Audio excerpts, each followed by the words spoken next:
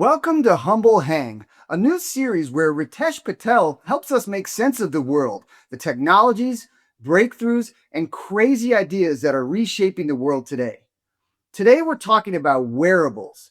Nearly a third of all Americans have a wearable, and in the first 3 months of 2026, nearly 146 million devices were shipped worldwide.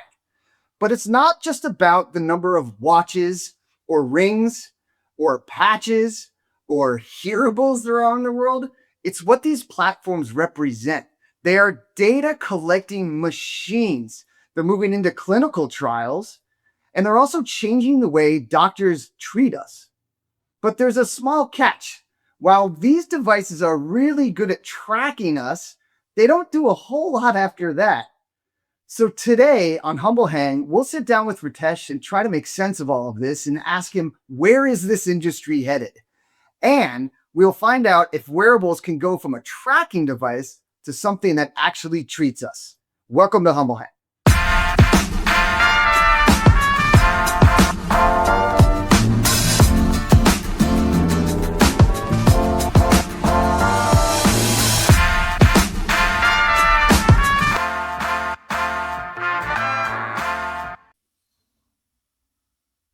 Hey, everybody, and welcome to Humble Hang. This is a program we're designing to talk about the innovators and doers and companies and people just doing crazy things out in the world. I am sitting here with my friend Ritesh Patel. Ritesh, how are you, sir? Very well. Hi, nice to see you, Tim. I'm excited to learn some stuff today that I don't know about. Today, we are talking about wearables. And wearables, obviously, the market is huge. I've heard new things like wearables, hearables, smartwatches. A third of Americans have smartwatches right now. Rings, there's patches. Wearables as a category is now entering the examination room. And it feels like wearables are everywhere. Ritesh, what are wearables? Tell me about the market and why don't I have one right now? Yeah, well, it all started with the watch. The Apple Watch was sort of the pioneer of this, right? When they first launched, because they said not only will we able to connect, to your email and your alerts and everything else, but we're going to give you some basic tracking of things like your steps and maybe your heart rate and that sort of thing. And that market has just exploded. So Apple were probably the OG. Before that, it was the CGM guys, the continuous glucose monitoring guys who like Abbott, who came out with Dexcom and Lingo and things like that, right? So where are we today? Right now, it's about $100 billion market globally. And is growing at a staggering 15% a year. What's the most amazing thing to me is there are basically 5 companies that control this market at the moment globally, right? Apple, the OG, you've got Samsung, you've got Garmin, you've got Fitbit from Google, and then Chinese company Xiaomi, which is based, headquartered in Beijing, as the China market really covered. And it covers a whole plethora of areas, but the ones we're going to focus on, Tim, just to keep it simple, because it is so vast, is the rings and the patches, I think, for today. And then we can always revisit the hearing ones that are coming out, hearables as they're called, right? But, Apple was obviously the big, behemoth, but the guys that are really attracting the money now, Aura. I would say they are the leader. They're valued at a staggering $11 billion. And what they're doing, which is fascinating to me, is the Ring has become health central for wellness. They've done a deal with Lilly for GLP-1 tracking, right? They have a deal with Vita Health where they're looking at metabolic care.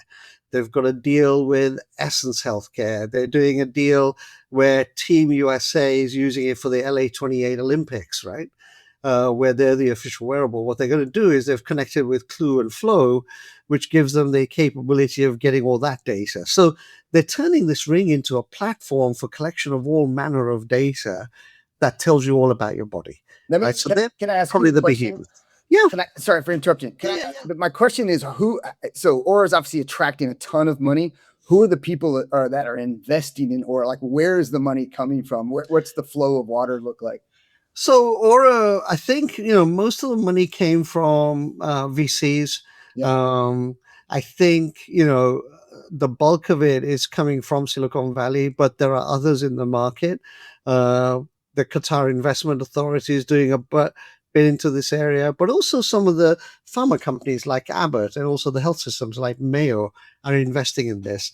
I don't know the exact number of people that have invested in Aura, Mhm. but they've got a staggering market uh, cap of 11 billion now as a valuation. So that's the thing that fascinates me. Um, It's amazing. and I think it's a Series G, if I'm not mistaken, is how far they've gone. As you Yeah, do, Series G. But it yeah, sounds like they're getting smart now that they've deployed X number of devices. Their ecosystem building from a data cap standpoint, right? exactly, Yeah. exactly. So they're sort of proposing to be the platform play, right? And they're going really hard into that. Everybody else is still doing the basic things, right? Tracking your heart rate, your your sleep, your steps, maybe some metabolic stuff, and in some cases, some people have come in and said, we can even do some CGM stuff that the pure CGM guys used to do.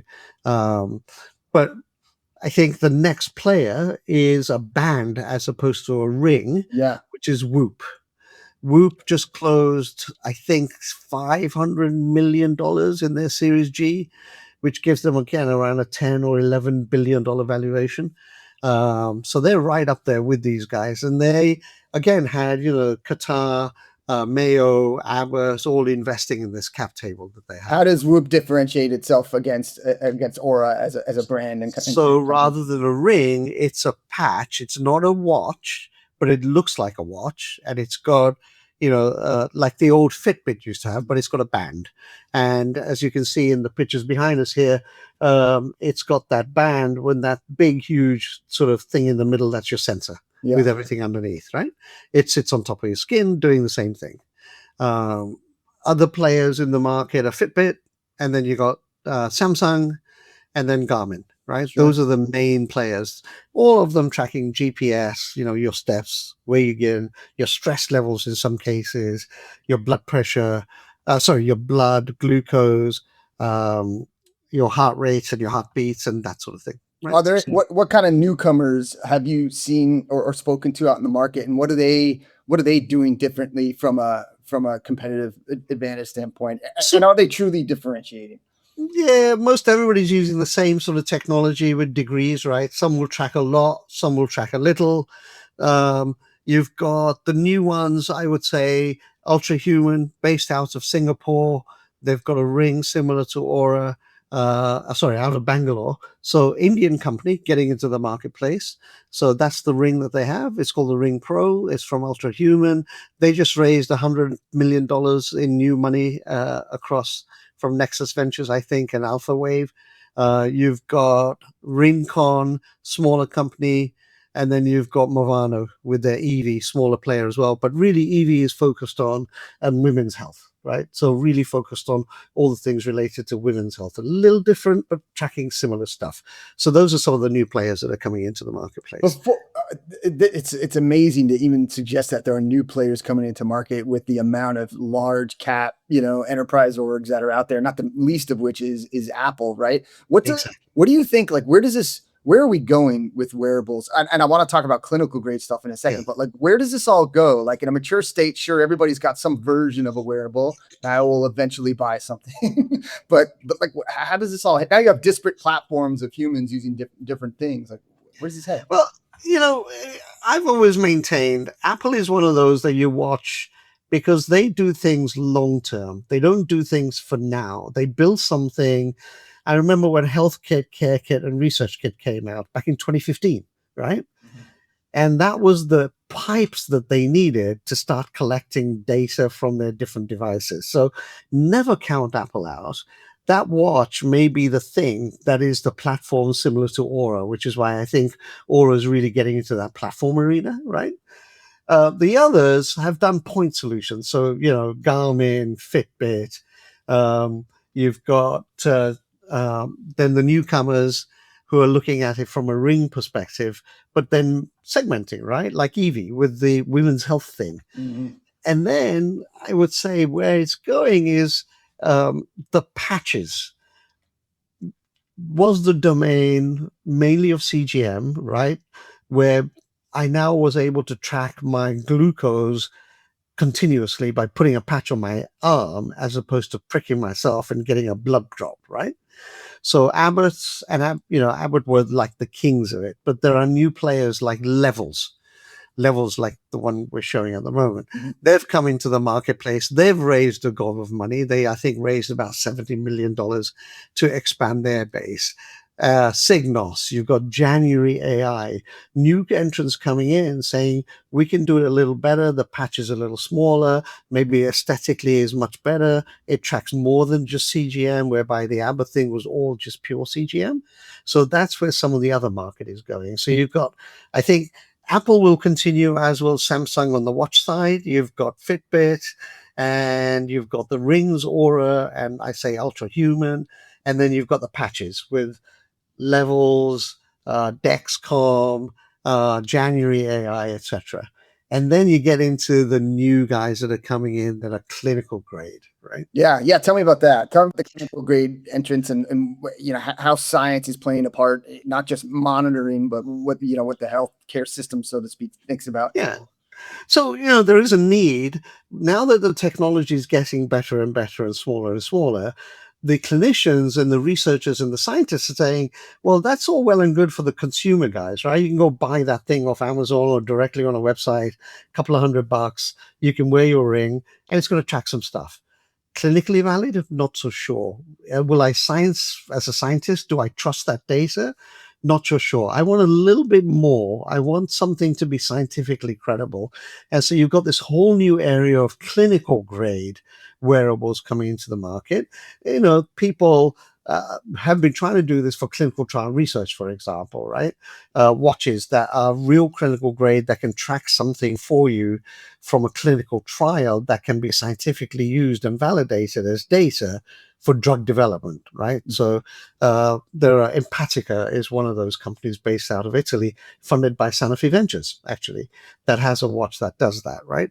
You've got BioLink is another one that's coming in as well, clinical grade. And there's a whole new bunch of entrants that are coming in.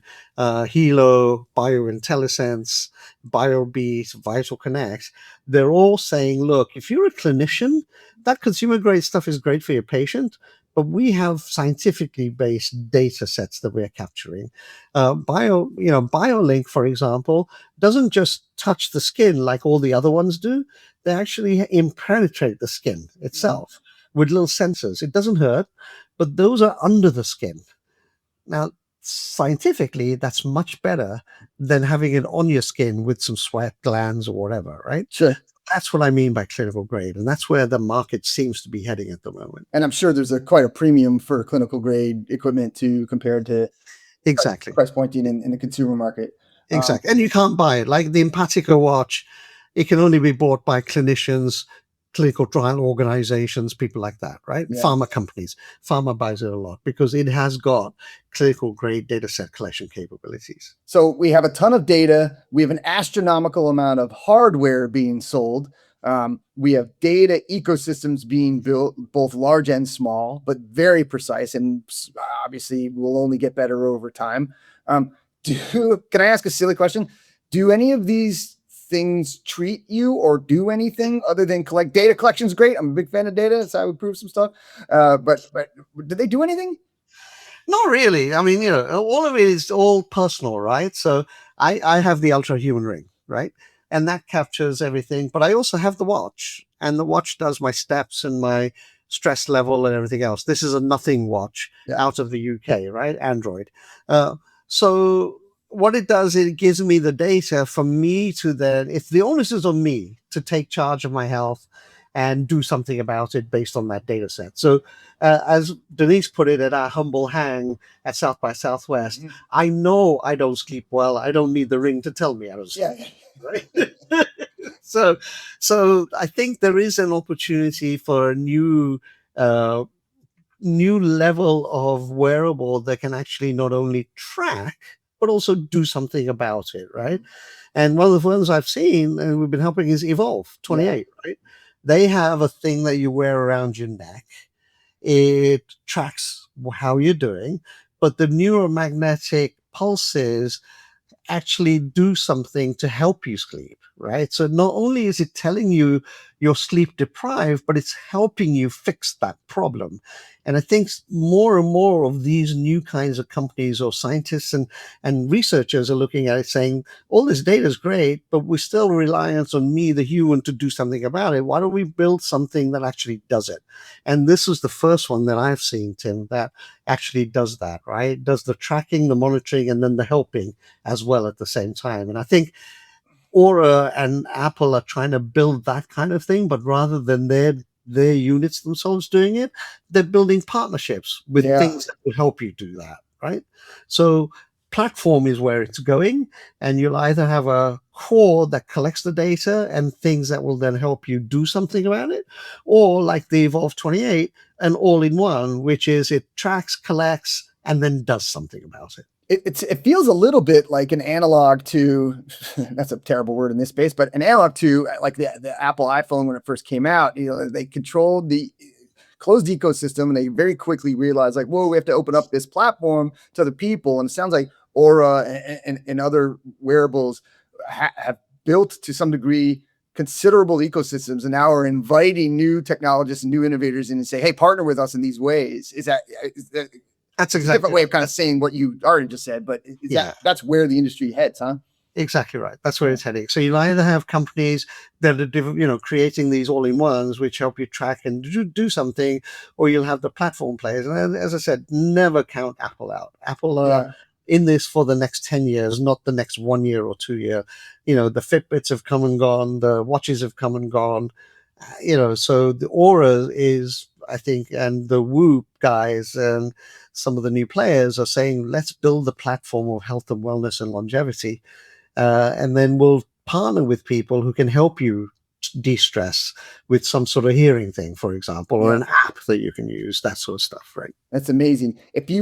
Last question. I think this is so amazing. If you had a magic wand for a wearable that doesn't yet exist to perform some kind of either data collection, let's just start with data, keep it simple as opposed to solutioning for problems that exist, but like what's not on the market that is either being built or you would love to see? You mentioned glucose, you mentioned better sleep and stuff like that. Is there a category that is ripe for disruption or change in this way? I'm not sure, because it's been maturing very, very quickly, but there are some pockets of areas, right? Heart health is one. While these trackers track heart rate, they're not predictors, right? So people like AliveCore, who has that handheld EKG thing, they could create something that is continuous monitoring your AFib, or if you've had a heart event, rather than you having to get that EKG and stick it on your knee or your ankle and get the reading, maybe there's some way of creating a patch or some wearable that does it automatically that you stick on your chest, right? So that if you've had a heart event, you can be continuously monitored. You don't have to do it sporadically or get into the ER once you have an event. So I think heart health and that whole area has got an enormous potential, right? Particularly with people who suffer from AFib, or in some cases, AFib leads to strokes, right? So if you could have some sort of continuous monitoring of those that are maybe at risk, that's an amazing place to be. So I think the technology is there, and I think the capability could be developed fairly quickly. And anything clinical grade, right, that can help the clinicians and the researchers get amounts of data. Imagine, right, how many billions of people out there have an Apple Watch? All that data being collected at the individual level. Imagine what you could do if there was some clinical grade data for clinical development or research. It would be incredible. Yeah, that's amazing. Well, thank you again. An amazing conversation, and I'm always floored by your expertise in this and other spaces. And I appreciate. I know people who either follow you on LinkedIn or other places or speak with you, strategically, like making sense of the world and helping us understand markets and industries is super important. And I really do appreciate always talking to you. It's great. Thanks for having me, Tim. Always great to have a humble hang with you. Always great to have a humble hang, man. All right. Well, thanks. We look forward to doing more of these. We're going to keep popping these in every week, every other week. Yeah, stay tuned. It's great.